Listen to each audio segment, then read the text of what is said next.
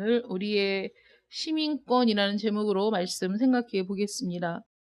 우리가 3장 말씀을 쭉 함께 말씀을 묵상하며 나누어 왔는데 3장에서는 그리스도인의 정의에 대해서 또 유대교를 비롯한 잘못된 가르침들을 왜 배격해야 하는가에 대해서 또 참된 그리스도인의 삶이 어떠해야 하는가에 대해서 바울이 반복해서 가르치고 있습니다. 그리고 드디어 3장의 마지막에 도착을 했습니다. 그래서 이 마지막 말씀은 그리스도인의 신분에 대한 내용을 다루면서 3장 전체의 말씀이 귀결되는 그 말씀의 결론이 되는 부분이 되겠습니다. 바울 사도는 지난주 말씀 생각해 보시면 자신을 본받으라는 말을 통해서 계속해서 이 거룩한 삶을 살아가야 한다. 성화의 길을 지속적으로 달려가야 한다라고 우리를 독려합니다. 그러면서 오늘 말씀에 우리의 시민권이 하늘에 있다라고 얘기하죠.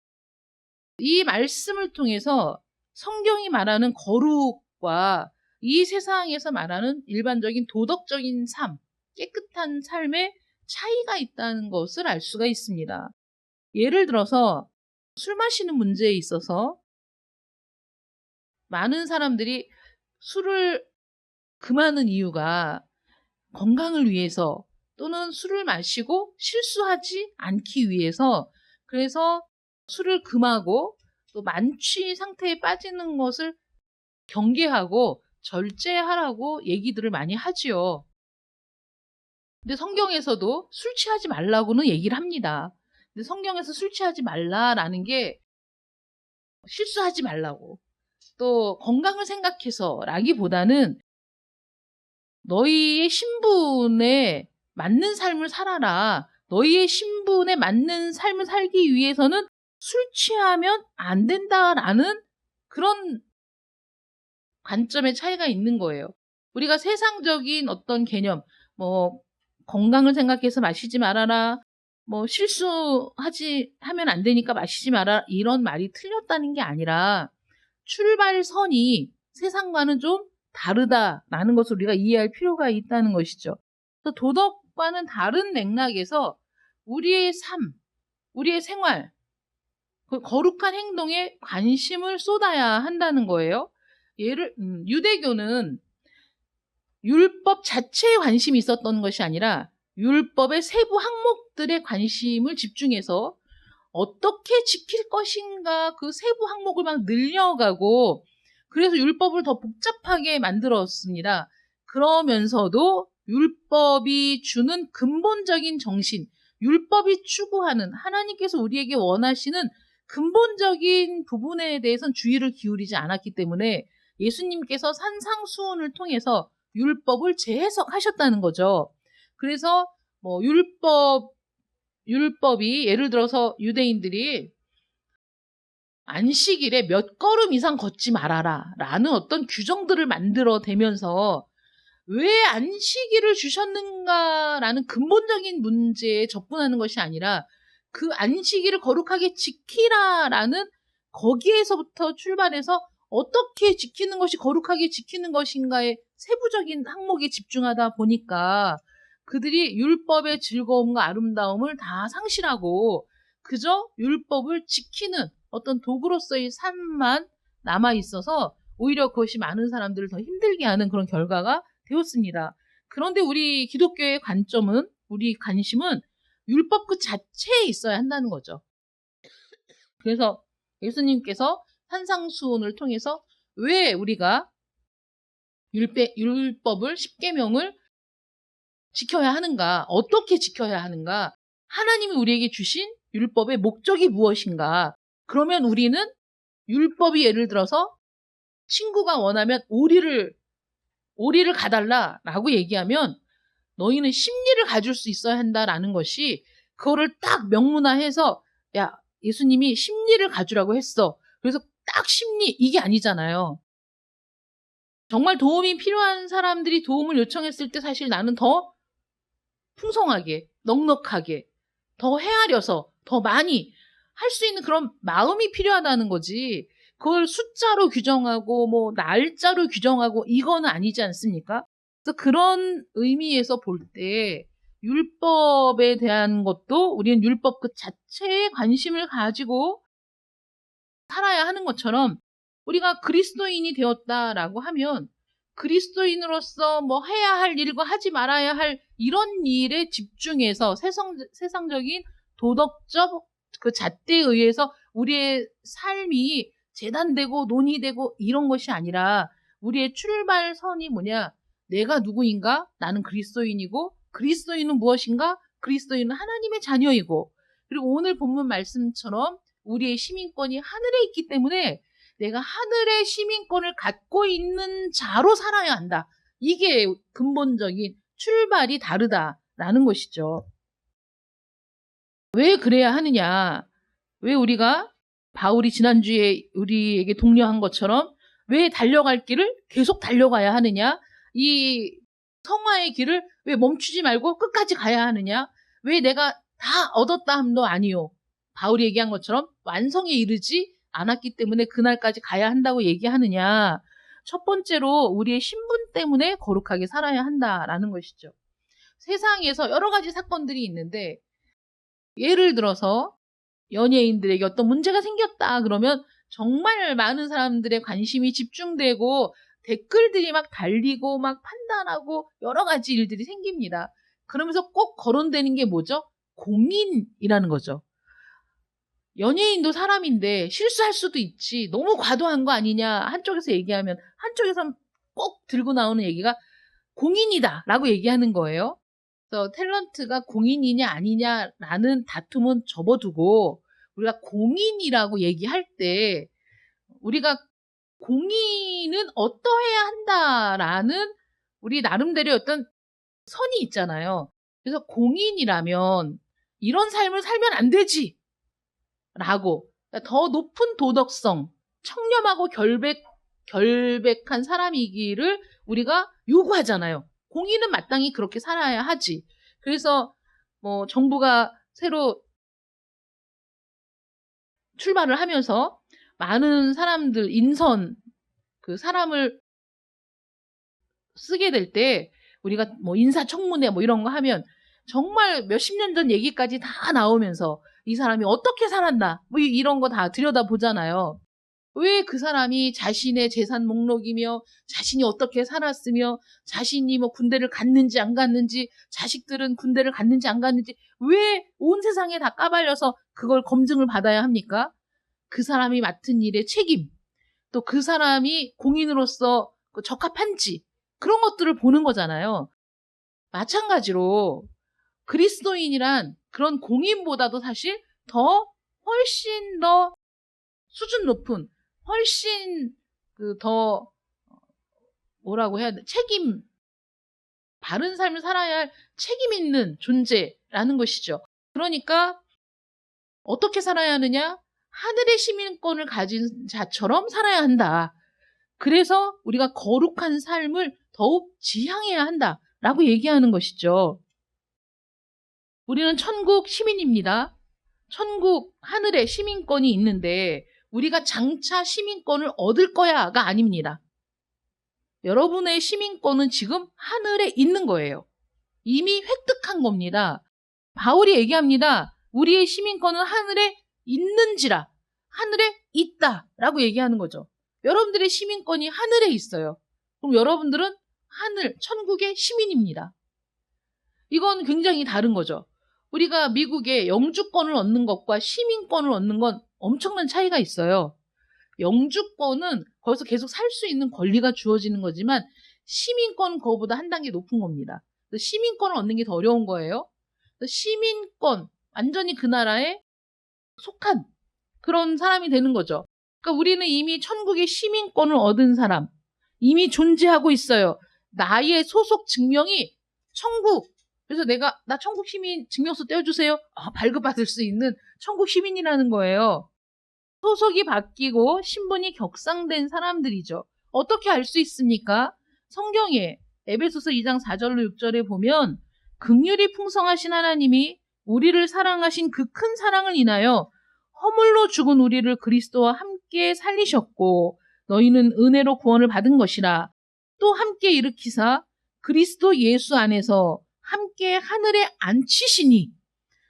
하늘에 함께 앉히셨다. 그러니까 예수 그리스도와 더불어 우리가 하늘에 함께 앉아있는 자로, 천국의 시민권을 얻은 자로 그렇게 묘사하고 있습니다.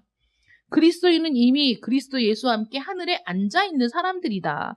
골로새서 1장 13절에 보면 그가 우리를 흑암의 권세에서 건져내사 그의 사랑의 아들의 나라로 옮기셨다라고 기록되어 있어요. 이미 옮겨졌습니다. 그래서 우리의 현재 상태는 천국에 있는 거예요. 천국의 시민권을 갖고 있는 겁니다. 이 세상에서는 법적인 절차를 밟아서 국적을 옮길 수 있어요. 행정적인 절차를 통해서.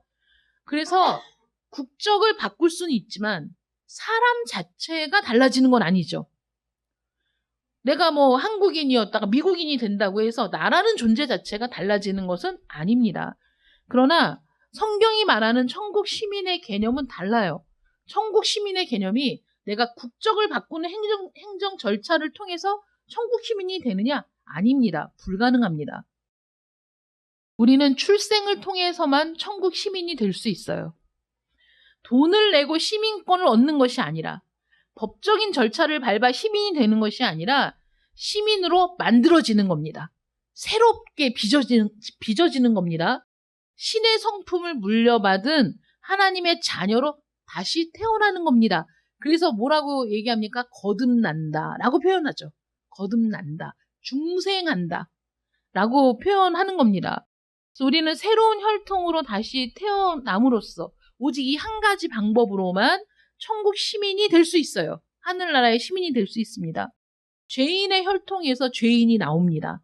아담과 하와의 후손에서 계속해서 죄인이 태어납니다. 그래서 우리는 태어날 때부터 죄인이며 이 세상에 있는 모든 사람은 죄를 범하여서 하나님의 영광에 이르지 못한다고 성경이 선언하고 있습니다. 그 상태에서는 절대로 천국 시민이 될 수가 없어요. 우리는 예수 그리스도께서 우리 죄를 대신해 죽으심으로 내 죄가 그리스도의 죽으심으로 말미암아 다 속죄되고, 그리고 그 의를 힘입어 하나님의 자녀가 되었다는 사실을 믿는 자마다 새로운 출생을 했다라고 얘기하죠. 그래서 이제 나는 죄인의 혈통을 이어받은 자가 아니라 신의 성품을 받은 자로 하나님의 혈통이 되는 거예요. 하나님께 완전히 나는 내 호적을 파서 하나님의 호적으로 들어가는 거예요. 하나님의 자녀로 나는 들어가는 거야. 입양, 양자. 그래서 나는 이제 이전의 모든 삶을 정리하고 난 하나님의 가족의 일원으로 살아가게 된다는 거죠. 난 하나님의 가족의 일원입니다. 본질적으로 달라진 거예요. 여러분, 본질이 달라진다는 게 뭐죠? 원래 구성하고 있던 모든 요소들 자체가 달라지는 거잖아요. 의인이 된다, 중생한다, 거듭난다. 이건 나의 본질이 바뀐다는 거예요. 달라진다는 거야. 그러니까 생각이 달라질 수밖에 없지. 관점이 달라질 수밖에 없죠. 이거는 강요하는 게 아니고, 설교 시간을 통해서 여러 번 말씀을 드렸지만 우리의 관점이 바뀐다, 나의 시각이 바뀐다라는 게 강요해서 되는 게 아니라 내가 나의 본질이 바뀌었기 때문에 자연스럽게 따라오는 현상인 거죠. 나의 시선이 바뀌고 관점이 바뀔 수밖에 없는 겁니다. 그리스도인과 비그리스도인은 본질적으로 다른 존재이기 때문이죠. 비그리스도인은 세상 사람, 우리는 천국 시민입니다. 이 세상에서 살아가긴 하지만 우리는 천국 시민이에요.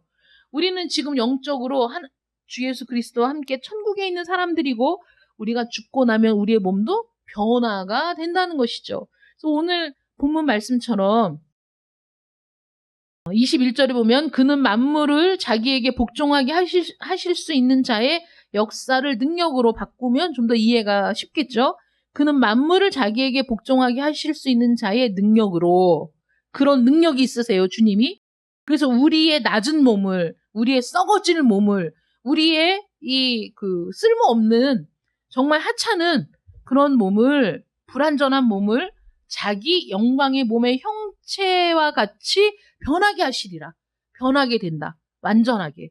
그래서 예수님과 함께 천국에 거할 수 있게 된다.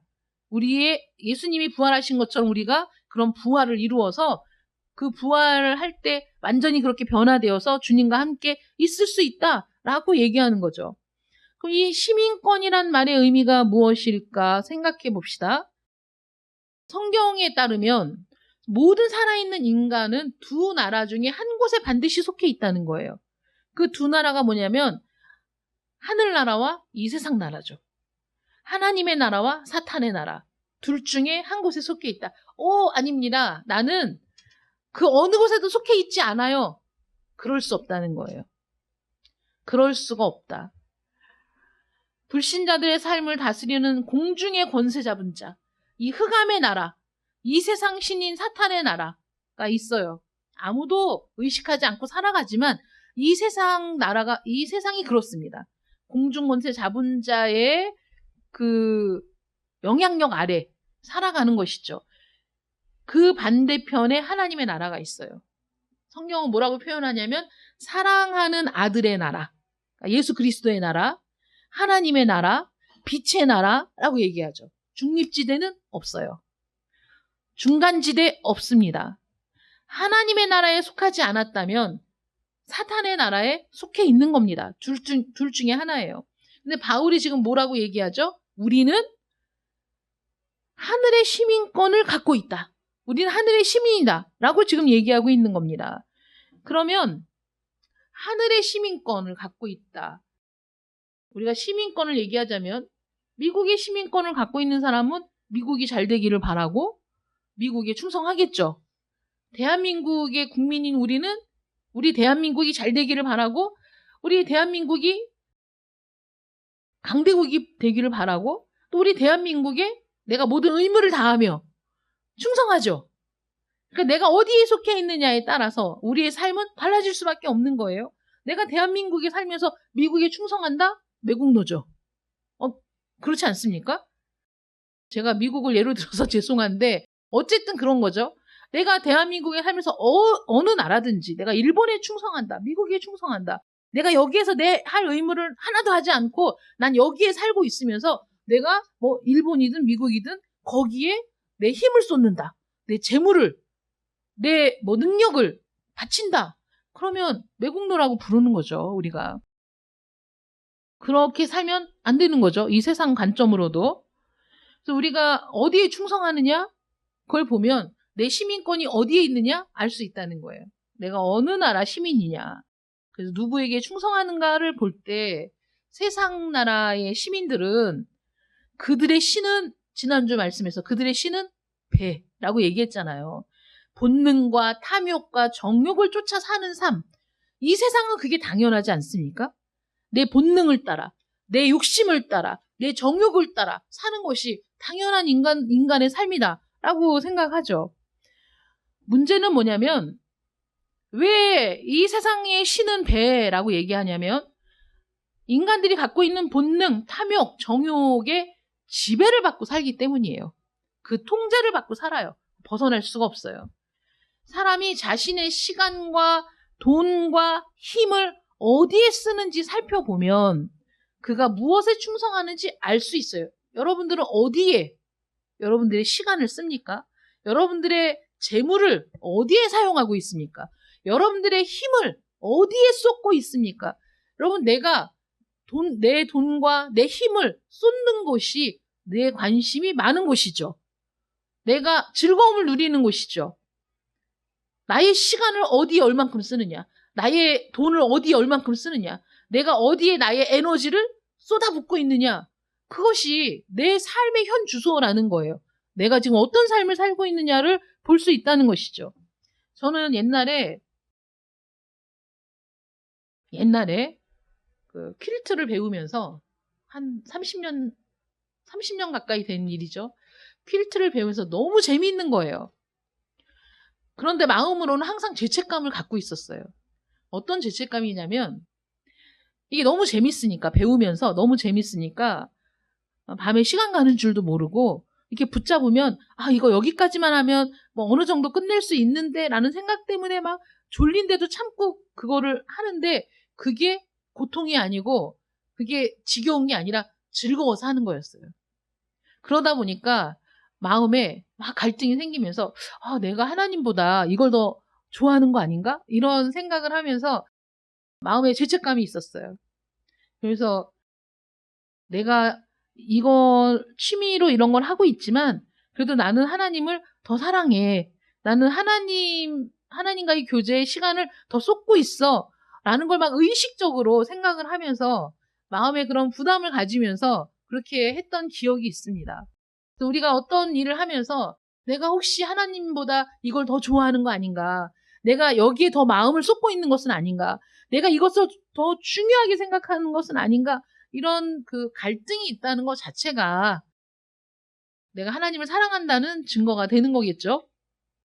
이 세상 사람들이 또는 우리도 마찬가지지만 우리가 어디에 우리의 마음과 우리의 돈과 시간을 쓰는가를 보면서 어디에 충성하는지를 알 수 있다. 그래서 주님이 산상설교에서 보물이 있는 곳에 네 마음이 있다.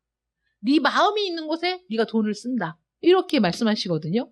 그러니까 내가 마음이 있는 곳에 내 돈을 쓰는 거 당연한 거죠. 내 관심사에 내가 돈을 쓰는 거죠. 내가 더 많이 마음을 주고 있는 곳에 아낌없이 돈을 쓰는 겁니다. 그래서 많은 사람들이 저 사람은 참 구두쇠야. 저 사람은 정말 돈을 안 쓰는 사람이야. 라고 얘기하는 사람도 어딘가에는 돈을 씁니다. 그 어딘가에 정말 돈을 안 쓰는 사람이 어딘가에 돈을 쓴다. 그럼 거기에 그 사람은 굉장히 그 마음을 두고 있다는 것이죠. 우리 점검해 봐야 돼요. 내가 어디에 나의 시간을 쓰고 있는가, 나의 돈을 쓰고 있는가, 내 힘을 쓰고 있는가 살펴보면 그러면 내가 누구에게 충성하는가, 내가 어느 나라에 속해 있는가를 알 수 있다는 것이죠. 그리스도인은 하나님과 주 예수 그리스도를 왕으로 섬기며 살아가는 사람입니다. 예수님을, 하나님을 내 삶의 가장 높은 자리에 모시는 사람들, 그분께 충성을 바치는 사람들, 하나님 외에는 그 어느 것도 그 누구도 섬기지 않는 사람들이 바로 그리스도인이라는 거죠. 그래서 하나님께서 내 삶을 지배하고 계신다라는 것을 인식하는 것. 그래서 하나님이 기뻐하시는 일을 하기를 나도 기뻐하고 하나님의 뜻이 나의 관심사. 그래서 이 세상에 대한 관심을 갖고 있는 것도 사람들처럼 그런 세상 사람들처럼 그런 관심이 아니라 하나님의 시선으로 세상을 바라보며 관심을 갖는 거죠.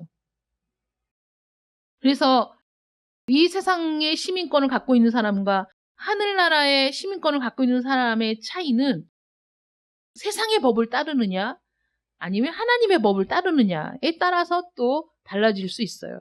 그리스도인이 되기 전에는 죄와 사단의 지배를 받지만 그리스도인이 된 후에는 더 이상 그 지배를 받지 않습니다. 왜냐하면 이미 나라가 옮겨졌어요.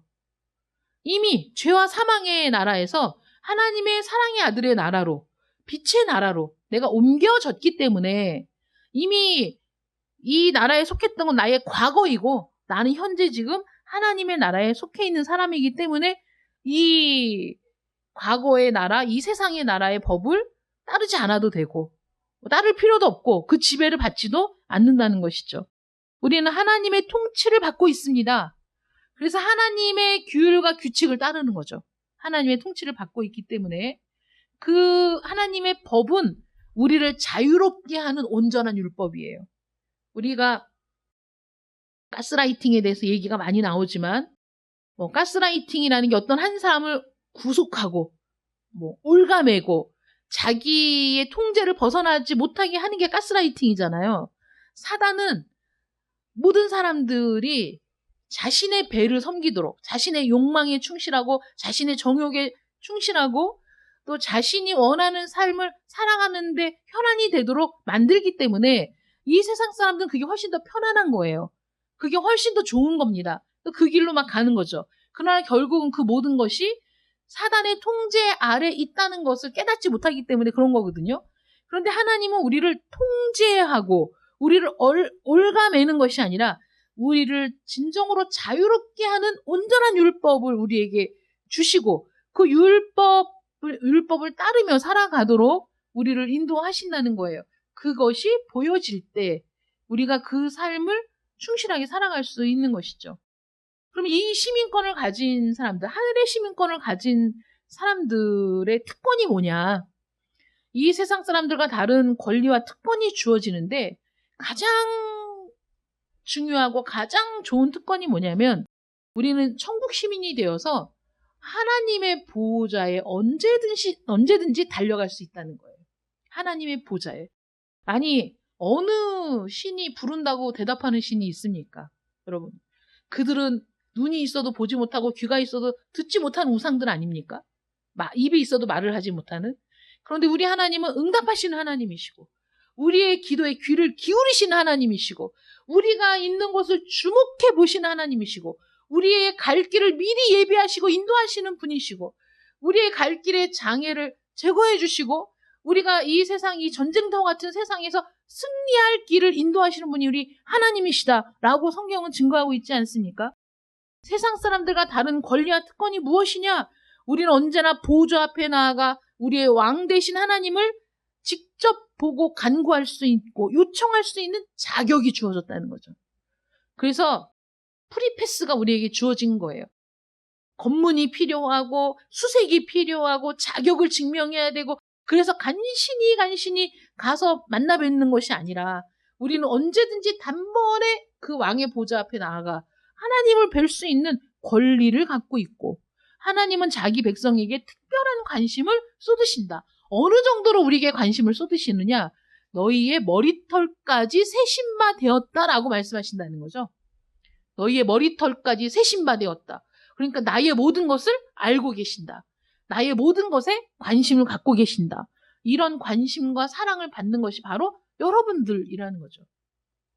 언제 어디에서나 설사 땅 끝에서 우리 큐티 나눔하면서 말씀드렸잖아요. 땅 끝이라는 것은 그리스도를 중심으로 사는 세상에서 저 멀리 있는 이방, 저 멀리 떨어진 하나님과는 관계없는 사람들이 있는 곳, 그런 땅 끝에서 대적에게 둘러싸여 꼼짝 못할 처지가 되었거나 또는 우리가 상상할 수 없는 최악의 상황에 몰렸을 때에도 우리는 그 즉시 왕의 보좌 앞으로 달려갈 수 있는 특권을 가지고 있다. 권리를 가지고 있다.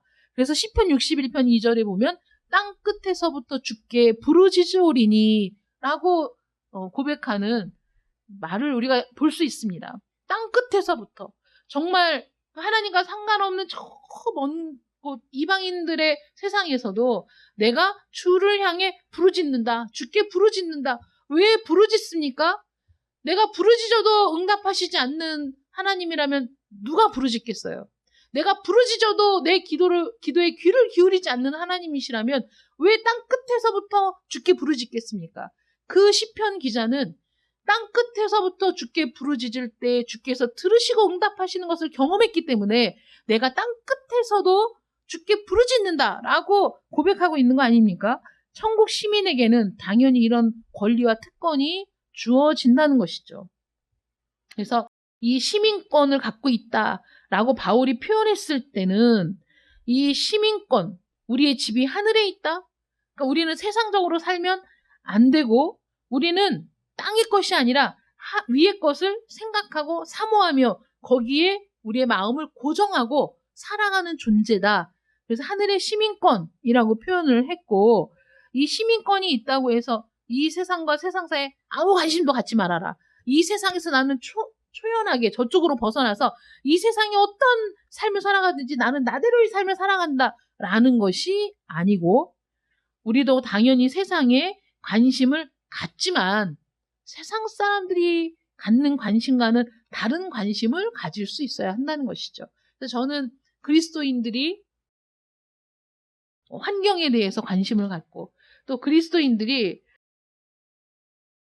여러 가지 불합리한 일들에 대해서도 관심을 갖고 이 세상이 하나님과 멀어져 있기 때문에 어쩔 수 없이 계속해서 파괴되어 가고 또 죄악의 관영에 가는 모습들을 안타깝게 생각하면서 그리스도께서 우리를 구원하실 날을 더 간절하게 사모하는 마음으로 세상에 관심을 갖는 것이 당연히 우리가 해야 될 일이라는 것이죠. 그래서 지상의 어떤 신분보다 하늘의 시민권을 갖고 있다는 사실을 우리는 언제나 자랑스럽게 생각하고 자부심을 가져야 한다는 거예요. 그리고 우리가 왜 이 성화의 삶을 지속적으로 살아가야 하느냐? 우리의 소망 때문이다. 라고 바울은 얘기하고 있어요. 20절에 보면 그러나 우리의 시민권은 하늘에 있는지라 거기로부터 거기가 어디입니까? 하늘이죠. 네. 하늘로부터 구원하는 자 곧 주 예수 그리스도를 기다리노니 이게 우리의 소망이죠.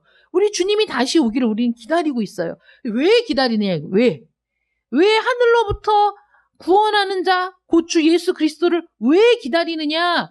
21절이 거기에 대한 답인 거죠. 왜 기다립니까? 만물을 자기에게 복종하게 하실 수 있는 자의 능력으로, 그리스도의 능력으로 우리의 낮은 몸을 자기 영광의 몸의 형체와 같이 변하게 하실 줄을 믿기 때문에 그걸 고대한다는 거죠. 그날을 고대하는 거예요. 그러니까 나에게는 영원히 변치 않을 소망이 있어요.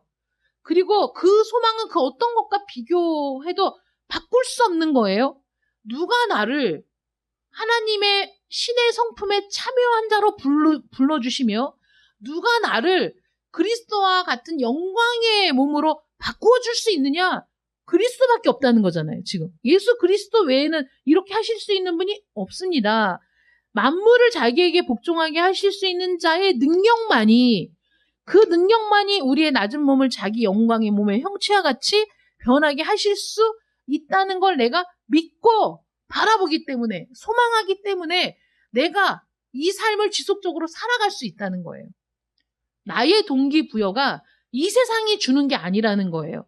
이 세상이 나에게 그런 동기를 부여하는 게 아니야. 세상 사람들의 칭찬이 이 삶을 살아가는 동기부여가 되는 것이 아니라 나에게 동기부여가 되는 건 바로 이 소망이라는 거죠. 이 소망이 끊임없이 나에게 동기부여가 되기 때문에 바울을 본받아 나도 이 길을 지속적으로 달려갈 수 있다. 저 소망을 향해 나는 지금도 나아가고 있다. 이게 모든 그리스도인의 삶이 되어야 한다는 것이죠. 이것을 생각하지 않으면 작은 일에 삐지고 심통 부리고 또 시험 들었다고 하고 상처받았다고 하고 이러면서 살아가는 거예요. 그런데 나의 소망이 너무나 위대한 것이기 때문에 이 소망을 바라보는 자는 이게 중요하지 않은 거죠. 때로는 사람이 상처도 받을 수 있고 때로는 사람이 낙심할 수 있지만 거기에 머무르지 않을 수 있어요. 왜냐하면 이것을 충분히 딛고 일어설 수 있는 소망이 있기 때문이죠. 그 소망을 향해 나아가는 여러분들 되시기를 축원합니다. 우리가 고대하는 바가 있습니다. 그분이 다시 오실 겁니다. 오셔서 이 흑암의 나라에 속한 모든 것들을 다 굴복시키시고 완전히 물리치시고 그리고 우리를 구원하실 주 예수 그리스도께서 진정한 왕으로 오실 그날을 우리가 바라보는 사람들이라는 것이죠. 먹고 살기가 힘들어질 수도 있습니다. 상황이 더 나빠질 수도 있습니다. 지금 우리나라는 그렇지 않지만 이 세계 다른 곳에서 박해를 받고 있는 그리스도인들이 있습니다. 그들과 같이 우리도 박해를 받을 수 있습니다. 그들이 겪는 일을 우리도 겪게 될 수도 있습니다. 그러나 우리를 구원하실 예수 그리스도가 오실 것을 알고 있기 때문에 인내할 수 있는 거예요. 이게 다야 인생이 이게 끝이야. 그러면 절망밖에 남지 않지만 그러나 이게 끝이 아니야.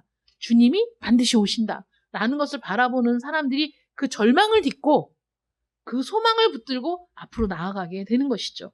지금까지 수많은 우리 그리스도인, 믿음의 그리스도인들이, 우리 믿음의 선진들이 그 소망을 붙들고 자기에게 주어지는 모든 박해를 견디며 환난을 견디며 그 소망을 붙들고 승리했던 역사가 있습니다. 우리도 그 길을 가는 거죠. 바울이 얘기하는 건 그거죠. 내가 가는 길을 본받아 너희도 이 길을 지속해서 나아가야 한다. 이 길이 박해를 받는 길이어도 이 길이 환난 가운데 들어가는 길이라고 할지라도 그 길의 끝은 절망이 아니고 소망이기 때문에 나는 이 길을 간다. 내 삶을 다 붓는다. 여기에. 너희도 나와 같은 삶을 살아라. 라고 얘기한 것이죠. 그래서 우리는 그 길을 지금 가고 있습니다. 예수님이 오시면 우리는 모든 부끄러움과 모든 연약함을 다 벗어버리고 새로운 몸을 입고 주님과 함께 하나님의 나라에 거하게 될 겁니다. 바울은 다메섹 길에서 영광 중에 계신 부활하신 주님을 만났어요. 너무나 놀랐고 너무나 눈부셔 자신의 눈이 심각하게 훼손되어 앞을 보지 못하는 상태가 될 정도였죠. 그런데 우리도 그런 몸을 갖게 된다는 거죠. 그리스도와 함께 그 몸을 갖게 된다. 하나님 앞에서 영원히 지내도 될 만큼 영화로워진다. 여러분, 모든 사람이 하나님을 본 사람이 없다고 얘기하죠. 하나님을 직접 볼 수가 없는 거예요, 죄인은. 죄인이 하나님의 영광에 닿으면 죽을 수밖에 없기 때문에. 그런데 우리가 그리스도의 몸의 형체와 같이 영광스러운 몸으로 바뀌게 되면 하나님과 영원토록 거하는데 문제가 없는 거예요. 그래서 우리는 반드시 우리의 몸이 그리스도와 같이 변화되어야 됩니다. 그 능력으로. 그 나를 우리가 고대하는 사람들이라는 것이죠. 바울은 이것을 근거로 거룩하고 성별된 삶을 살아야 한다고 강력하게 호소하고 있습니다. 우리의 왕이 돌아올 시간이 다가오고 있어요. 이미 디데이는 있는 거예요. 그래서 그 디데이를 향해서 하루하루 우리 시간이 줄어들고 있는 거죠. 지금 째깍째깍 줄어들고 있어요. 왕이 돌아오실 날이 다가오고 있습니다.